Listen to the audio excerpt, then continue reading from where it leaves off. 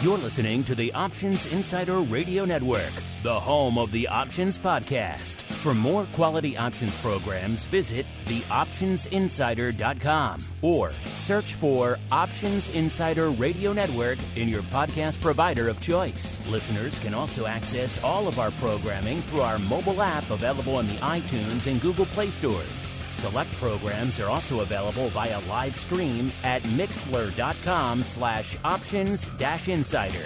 That's mixlr.com/options-insider. Don't forget to follow along with your favorite programs and submit your own questions for the hosts at twitter.com/options, stocktwits.com/options, facebook.com/theoptionsinsider, or via questions at theoptionsinsider.com.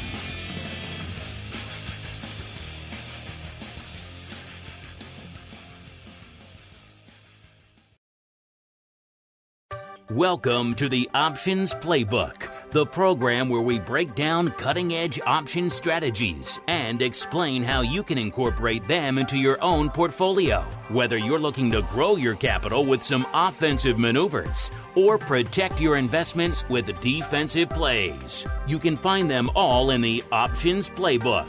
The Options Playbook is brought to you by Ally Invest. Anything mentioned today is for educational purposes and is not a recommendation or advice. Options involve risk. Please refer to ally.com/invest/disclosures to review additional risks involved with trading options. Securities offered through Ally Invest Securities LLC, member FINRA and SIPC. Now, let's open the playbook and get started. Welcome to Options Playbook Radio. I'm your host, Brian Overby, Ally Invest Senior Options Analyst and author of the Options Playbook. All right. Well, to start by mentioning that we are taping Options Playbook Radio. It is Wednesday, September 29th, and the markets are closed at this point in time.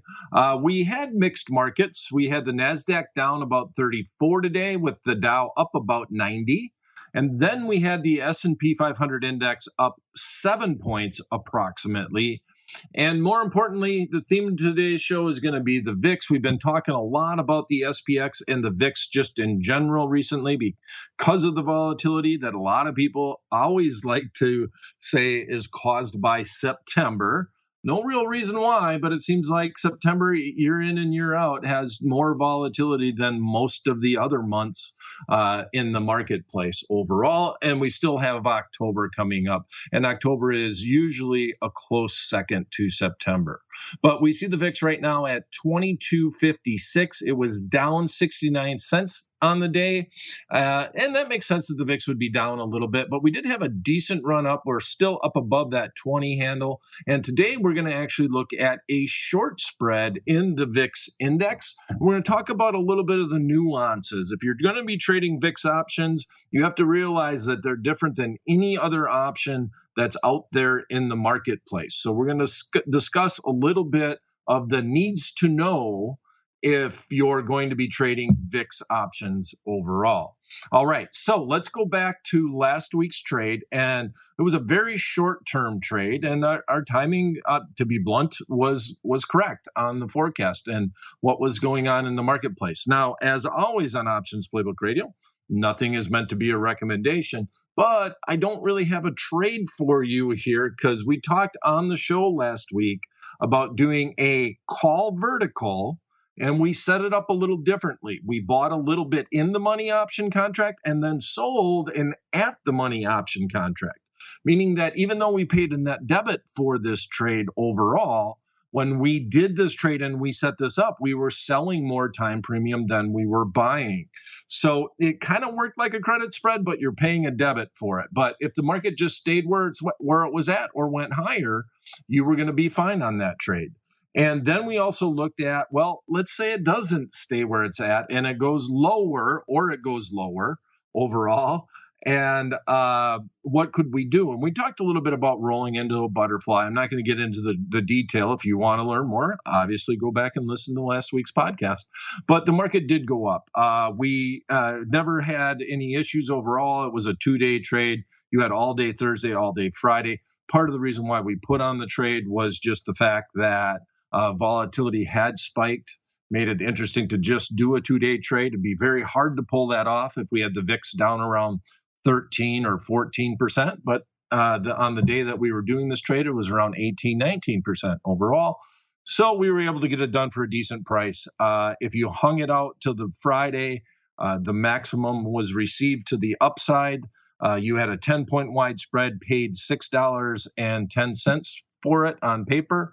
And that means that you would have made $3.90 or $390. And obviously, you always got to think about commissions on that trade. All right, so this week, let's stay with the same theme. We're messing with the S&P 500 index because of these wild swings in volatility. Now, with that said, the VIX hanging around 20 and breaking above and breaking below 20 and staying in that range means volatile markets overall. But by all means, this is nothing like we were experiencing during the downturn of the market that was caused by the pandemic. Those are extremely volatile times, and that implied volatility, and in particular, the implied volatility of the options in the VIX index that trade the VVIX is how you would actually track that, just skyrocketed. And then when we have that much volatility, it's really hard to try to trade VIX options overall because you really don't know if you're battling where the VIX is going or if you're battling where the volatility of the option contracts are going. So this range is an interesting range to me, and that is why we're going to talk about the VIX today. And as always, the goal of Options Playbook Radio is trying to find certain situations where the 40 plays that are discussed inside the Options Playbook might apply. So we don't talk about the VIX that often, and part of the reason why is that it's just a hard index to understand. And I say index lightly because all it really is volatility, right? I guess it is an index only because they didn't have a better name or a better something, a nickname or something better to call it overall. But it's based off of the 30-day implied volatility on the option contracts inside the S&P 500 index. So if I go and I look at my VIX watch list, here's the thing that you need to know. If you are trading the VIX and the VIX is oscillating, that has very little to do with your option contract price. It has a little bit to do with it, but not as much as you'd think if you're trading out the further outdated option contracts. So basically what I'm saying is that the VIX options track the futures market for the VIX as opposed to the spot market or the actual VIX index. So for example, today, I'm going to go through the trade and I'll talk a little bit more about that concept if you're not familiar with it. But the trade that we're going to look at today is we're going to actually sell an in-the-money call spread. And part of the reason why we're going to sell that is that if you're in the VIX index, it's a cash-settled index. It's a European-style index, so it cannot be assigned early. And if I'm selling option contracts that are in the money, if our forecast is correct on our short call spread, that means they will be out of the money. That means they would just expire worthless, and I don't necessarily have to close out that trade. And I would be dealing with lower price options that usually have a little bit better bid-ask spread overall if I want to close it. Now, if the market goes against me, the exact opposite is true, right? If the market goes against me, those call option contracts become in the money if the VIX goes up overall. And I should say the VIX future goes up overall. And if that does happen, well, then I getting out of the trade might be a little bit more of a pain. But if I'm putting this trade on, to me, it's more of an all or nothing type strategy. And that is the way that I usually approach my VIX options. Anytime I could close something out, if I'm short any type of spread in the VIX for a dime or 15 cents, I'm going to do that. But just because getting the risk off the table with the VIX index is necessary, more so than it would be with underlying stocks, okay? For obvious reasons, I should say, too. So here's the trade. We're going to use the October monthly expiration, which is the October 13th expiration, we're going to be selling to open the 21 strike call. We'll be buying to open the 23 strike call. This is a 2-point wide spread. And with the markets closed right now, we're looking at a midpoint net credit of 73 cents to the account. So I ideally would like this trade to be a 50-50 trade, and that I could bring in $1 on a 2-point wide spread, and then I'd have $1 of upside and $1 of risk. But the markets aren't open right now, and we don't always get to pick the day that we tape Options Playbook Radio. So we're going to run with this. So our max risk is $2 minus 73 cents means the maximum that this could trade is $2 minus 73 cents. That means that you have $1.27 worth of risk if I put this trade on. Now, the October futures contract that expires, that this will expire on October 13th. Now, that is a Wednesday. I just want to point that out. That's when VIX option contracts expire. That option contract is trading at 23. So we're actually doing an in-the-money call spread here. We are buying the most at-the-money contract, the 23 strike call, and then we're going down and we're selling the 21 strike call. This means that if we put this trade on, we want that market to go below 21. We're selling the more expensive option, buying the cheaper option, and our best case scenario is that the VIX index actually goes down below 21, and more specifically, the VIX future goes down below 21. So the symbol for on the Chicago Board Option Exchange, not all brokerage firms have it. LI Invest does, but I should let you know that I was in the new products committee at the Chicago Board Option Exchange, and I always complained about the fact that the VIX option chains go by the ticker symbol VIX, but all the subsequent expirations you really do not know the underlying value of. So the Chicago Board Option Exchange does go out, and on a monthly basis, they create an index based off of the future. On the Ally Invest platform, you type in $VIX OCT for October. If you wanted November for the monthly contract, you would do $VIX NOV, and et cetera, et cetera. And that would give you that monthly expiration, and that would show you where that monthly futures contract is at.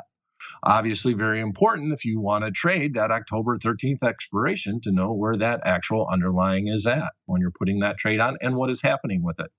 Now, if you're new to the futures market overall, and we don't really talk about futures a lot here on Options Playbook Radio, realize that October futures contract has to eventually come in and trade where the spot index is. And that's the futures term for the actual value of the VIX index. So if you're doing that trade 14 days from now, you need to know that the VIX, the actual value of the VIX matters at that point in time, because eventually they become the same number. Right now, there's about a 50 cents difference in between the two. And I guess overall, that's a good thing when you think about the fact that you want that to come in. It's probably better that the VIX index, with 2 weeks remaining on this trade, is trading at a lower value than the future. Ideally, we would like to go back down and break below that 20 level. That would be a good thing for our trade, and take the VIX October futures contract with it. Okay. Now, the only other thing to note, and I'm just going to make a note of this, we want to pay attention to what's happening to the actual volatility of the option contracts inside the VIX index. The VVIX is a 30-day weighted average of the VIX options. So it works very similar to the way that the VIX does on the S&P 500 index, but the VVIX is the VIX of the VIX, and that's trading at 119. So even though we had a fairly decent spike up in the VIX, 119 isn't extremely high in the VVIX. It's a little bit above mid-range, I would say. But just for reference, when we had the downturn just a few days ago, when we had the big downturn that initially started the sky is falling mentality before we had the big rally right back up. The VIX ran up to 145, 146, right in that range before it came back down overall. So 119 isn't a ton of volatility. It's on a little bit on the higher end, but we're going to pay attention to where that is next week because I purposely went out 2 weeks in time so we can look and see where the VIX future is next week. We can get a quote on it. There are going to be some valuations on this option contract. And I'm going to end by saying and emphasizing that if you've never traded in the VIX before, you definitely want to do this as a paper trade. You want to try to watch how the market reacts. When you're trading VIX options, you're trading the volatility component as much as the actual VIX movement because there's so much juice in these option contracts overall. And that's going to be it for this episode of Options Playbook Radio. If you have a topic you'd like to discuss on the show or a question you'd like us to answer on the program, you can send them directly to me at theoptionsguy@invest.ally.com. If you'd like to learn more about all the educational events over at Ally Invest, the best thing to do is just follow me on Twitter. I tweet about all of them. My handle is simple. It's at Brian Overby. And thanks for listening. We'll be back at the same time, same place next week. Until then, may all the options you bought finish in the money and all the ones you sold finish out. The Options Playbook is brought to you by Ally Invest. Anything mentioned today is for educational purposes and is not a recommendation or advice. Options involve risk. Please refer to ally.com/invest/disclosures to review additional risks involved with trading options. Securities offered through Ally Invest Securities, LLC, member FINRA and SIPC. You're listening to the Options Insider Radio Network, the home of the Options Podcast. For more quality options programs, visit theoptionsinsider.com or search for Options Insider Radio Network in your podcast provider of choice. Listeners can also access all of our programming through our mobile app available in the iTunes and Google Play stores. Select programs are also available via live stream at mixlr.com/options-insider. That's mixlr.com/options-insider. Don't forget to follow along with your favorite programs and submit your own questions for the hosts at twitter.com/options, stocktwits.com/options, facebook.com/theoptionsinsider, or via questions at theoptionsinsider.com.